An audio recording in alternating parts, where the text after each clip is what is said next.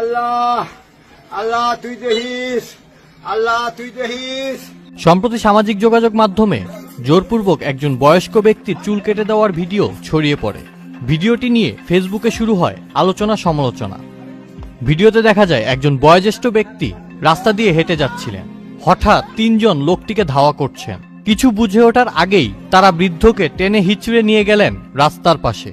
শরীরের সবটুকু শক্তি খরচ করেও ওই বৃদ্ধ নিজেকে রক্ষা করতে পারলেন না। এক পর্যায়ে জোর করে রাস্তার পাশে চেপে ধরে ট্রিমার দিয়ে মাথার সমস্ত চুল কেটে দেওয়া হয় তার।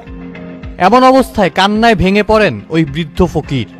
চিৎকার করতে করতে বলেন, আল্লাহ আল্লাহ তুই দেখিস, আল্লাহ তুই দেখিস। তিনি বারবার আকুতি করেন চুলগুলো না কাটার জন্য। শেষ পর্যন্ত কেটে ফেলা হয় মাথার সমস্ত চুল।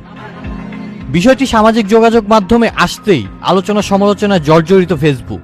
কেউ পোস্টের মাধ্যমে, আবার কেউ সেসব পোস্টের কমেন্টে তাদের প্রতিক্রিয়া প্রকাশ করে। আরিফুজ্জামান নামে একজন ভিডিওটি পোস্ট করে লেখেন, কার কাছে বিচার চাইবেন?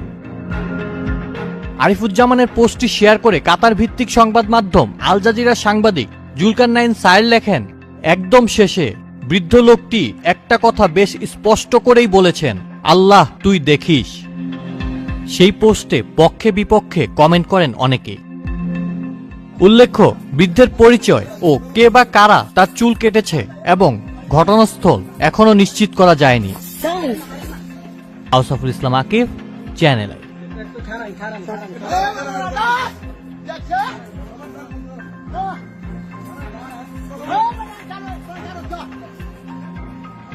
এলএমই সার্টিফাইড বিশ্ব সেরা কপারে তৈরি ওয়ালটন কেবলস, যা আপনার স্থাপনাকে রাখবে সব সময় নিরাপদ।